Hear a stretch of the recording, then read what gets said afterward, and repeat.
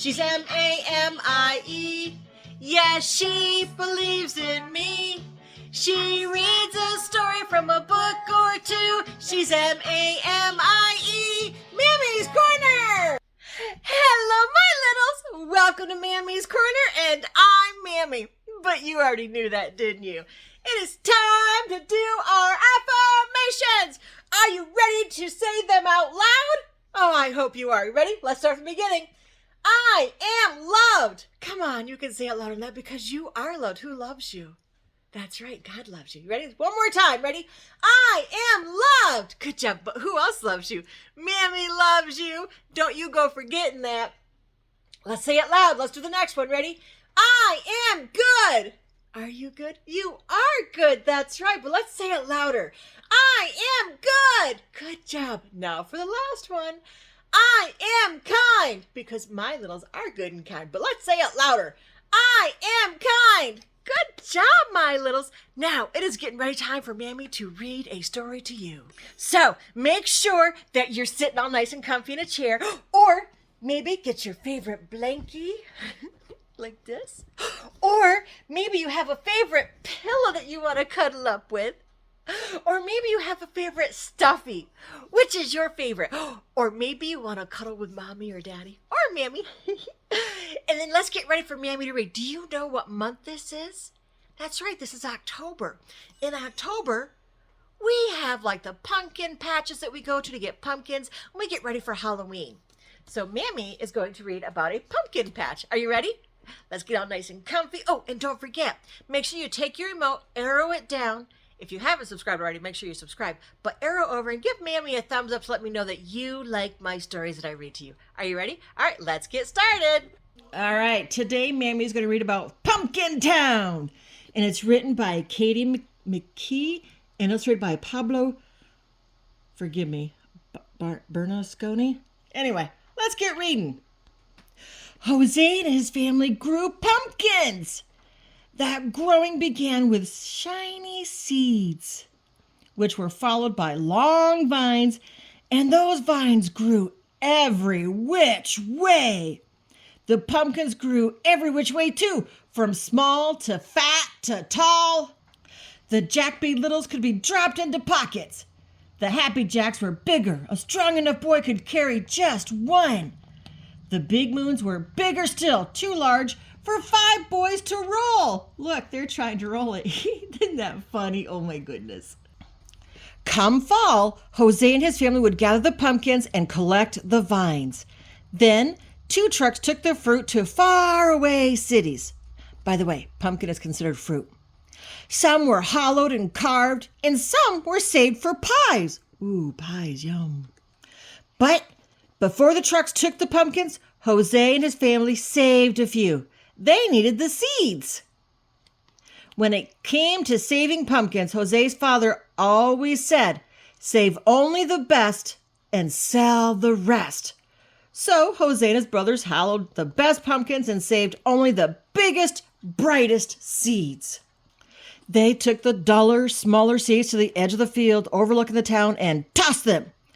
But one gusty, dusty October day, when Jose and his families took the lesser seeds to the edge of the field and flung them, the wind caught those seeds and carried them and didn't let them loose until they fell like rain down on the distant town.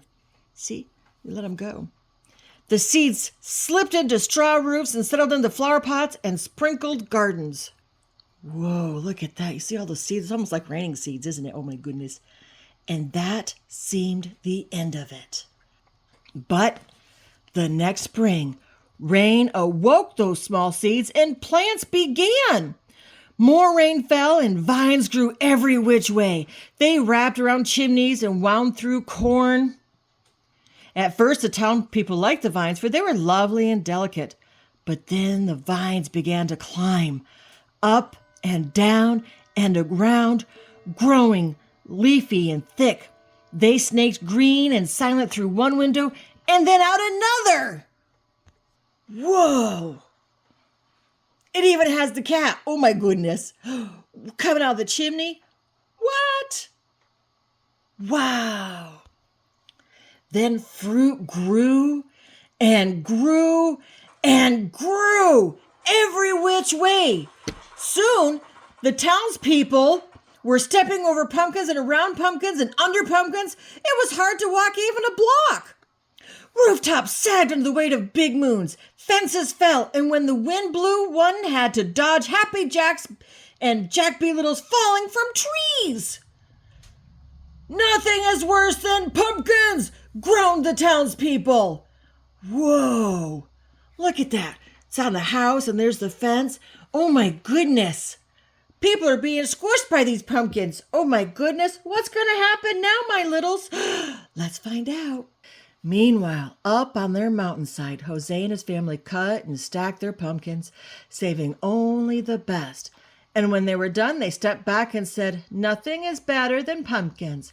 But when Jose and his family looked down at the town, it looked odd. It seemed so green and orange. Whoa, look at that. Since their fieldwork was done, and because Jose and his brothers were curious, they walked to town the next day, where they saw more vines and pumpkins than they'd ever imagined. They remembered the gusty, dusty day that they'd scattered the seeds. "It's our fault," whispered Jose. "We must do something," whispered his brothers. "We rest for now," whispered Jose. Whoa, look at that. But that night, Jose and his brothers cut and stacked the pumpkins and vines. They worked as quietly as they could, but some townspeople still sneaked peeks. They marveled at how well the boys worked. The brothers climbed up poles and twined through trees and snaked silent through one window and out another, gathering and stacking pumpkins and vines. Whoa. When the townspeople awoke, they discovered a mountain of pumpkins and vines and a mound of tired brothers. Whoa, look at that. Isn't that huge? Whoa. While the brothers slept, the townspeople filled a wagon with hay and set 5 great watermelons between Jose and his brothers, in thanks for their aid. That wagon took the brothers back to their home, where they were laid in the glossy grass, still sleeping. That was nice of the townspeople, huh? When their father found them there, he asked them what they had done to deserve the great watermelons. "We just helped the townspeople with their harvest," the brothers said, which was true, and nothing more was said. Uh-oh. Do you think something else should have been said, like how they threw the seeds? Let's find out. Down in the town, 5 trucks came for the mountain of pumpkins, and the townspeople were given a grand sum of money for all that fruit. Nothing is better than pumpkins, they said. Much of the money went toward a feast held around a bonfire made by burning the hill of vines. It was decided then that the rest of the pumpkin money would be spent to carve a statue of the 5 mysterious brothers who had made a mountain of pumpkins. Whoa! It took all the next week for the townspeople to repair their roofs and their fences, and it took all of that week for Jose and his brothers and his father to eat their great gifts. Ooh, look at that. The melons were so sweet that Jose and his family said, "Nothing is better than watermelons."